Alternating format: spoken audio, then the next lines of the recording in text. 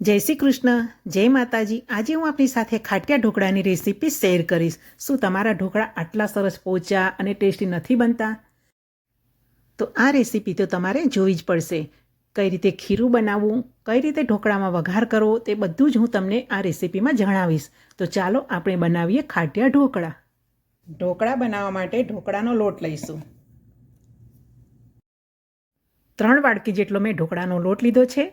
એમાં 1.5 વાડકી ચોખા અને 1.5 વાડકી દાળ મિક્સ કરીને મેં આ લોટ બનાવ્યો છે।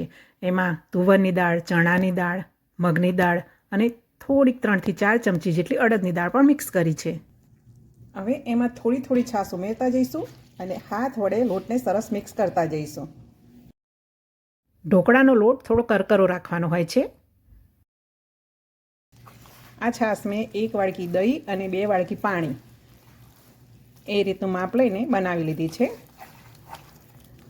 અને હવે આ છાશ વડે જ આપણે સરસ એવો લોટમાંથી ઢોકળાનું ખીરું બનાવી લઈએ અને આ રીતે મિક્સ કરી લેવાનું છે, જેથી એમાં એક પણ લમ્સ ના રહે। હવે ઢોકળા માટેનું ખીરું બની ગયું છે। આ રીતનું આપણે ખીરું જોઈશે। હવે આ ખીરુંમાં આપણે આથો લાવવાનો છે। ગરમીમાં 3 થી 4 કલાકમાં આથો આવી જાય છે અને ઠંડીમાં 5 થી 6 કલાક લાગે છે। તો હવે એને આપણે ઢાંકી દઈએ અને એને આથો લાવવા માટે મૂકી દઈએ। મારે અહીં વેધર ઠંડુ હોવાથી મેં એને 6 કલાક માટે આથો લાવવા માટે મૂક્યું હતું। તો જુઓ, હવે એમાં આ રીતે આથો આવી ગયો છે। હવે એને એક વખત સરસ રીતે મિક્સ કરી લઈએ। હવે એમાં સ્વાદ અનુસાર મીઠું ઉમેરી લઈએ। 1 ચમચી જેટલી ખાંડ ઉમેરી લઈએ। 1 ચમચી ધાણા જીરું પાવડર ઉમેરી લઈએ। 5 ચમચી હળદર ઉમેરી લઈએ। હળદર વધારે નથી ઉમેરવાની। 1 ચમચી જેટલો અજમો હાથમાં મસળીને ઉમેરી લઈએ, જેથી સરસ એવી ફ્લેવર એમાં જળવાઈ રહેશે। બધા જ મસાલા સરસ રીતે મિક્સ કરી લઈએ। એમાં 1 નાની ચમચી જેટલો ગરમ મસાલો ઉમેરી લઈએ। 1 નાની ચમચી જેટલા કાળા મરીને દળદળા પીસીને ઉમેરી લઈએ। નાના બાળકો માટે થોડું ખીરું અલગ લઈ લઈએ। એમાં હું લીલા મરચાં નહીં ઉમેરું।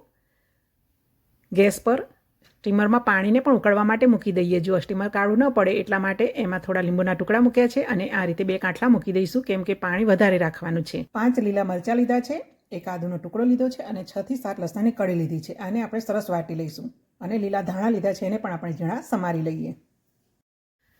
આદુ લસણ મરચાં સરસ રીતે વટાઈ ગયા છે। ઢોકળાને વધારે ટેસ્ટી બનાવવા માટે આપણે આ આદુ લસણ મરચાંને થોડા સાંતળી લઈશું અને પછી જ ખીરુંમાં ઉમેરીશું। તો એના માટે એક નાનું વાસણ લીધું છે, એમાં 2 ચમચા તેલ લીધું છે અને તેલ ગરમ થાય એટલે 1 ચમચી રાઈ ઉમેરી લઈએ। રાઈ સરસ તતળી જાય એટલે એમાં 2 ચમચી તલ ઉમેરી લઈએ અને તલ પણ સરસ ફ્રાય થઈ જાય પછી એમાં વાટેલા આદુ લસણ અને મરચાંને ઉમેરી લઈએ અને એને સરસ સાંતળી લઈએ। એને ઢાંકણું ઢાંકીને પણ હજુ થોડાક સંતળાવા દઈએ, જેથી સરસ એવા સોફ્ટ બની જશે। તો જુઓ, આદુ લસણ અને મરચાં આપણા સરસ રીતે સંતળાઈ ગયા છે। તો હવે એને ખીરુંમાં ઉમેરવાના છે, પણ હમણાં નહીં ઉમેરીએ। પહેલાં આપણે ખીરુંમાં સોડા ઉમેરી લઈશું। તો મેં અડધી ચમચી જેટલો ખાવાનો સોડા ઉમેર્યો છે। હવે એની ઉપર જ આપણે આ વઘાર ઉમેરી દઈશું, જેથી સોડા સરસ એક્ટિવ થઈ જશે અને બધું સરસ રીતે ખીરુંમાં મિક્સ કરી લઈએ। હવે એક ડીશ લઈશું અને તેલ વડે સરસ રીતે ગ્રીસ કરી લઈએ અને હવે એમાં ઢોકળાનું ખીરું પાથરી દઈએ। ઢોકળા આપણે બહુ જાડા નથી બનાવવાના, થોડા પાતળા જ બનાવવાના છે, એટલે આપણે એ પ્રમાણે ખીરું ડીશમાં લઈ લઈશું। એની ઉપર થોડું લાલ મરચું સ્પ્રિંકલ કરી લઈએ અને એના ઉપર લીલા ધાણા સ્પ્રિંકલ કરી લઈએ। લીલા ધાણાને ખીરુંમાં ઉમેરવા હોય તો પણ ઉમેરી શકાય છે। હવે સ્ટીમરમાં પણ પાણી ગરમ થઈ ગયું છે। જુઓ, સરસ પાણી ઉકળવા માંડ્યું છે। આ રીતે પાણી ઉકળે પછી જ એમાં આપણે તૈયાર કરેલી ડીશને મૂકી દઈશું અને ઢાંકીને એને 15 મિનિટ સુધી થવા દઈશું।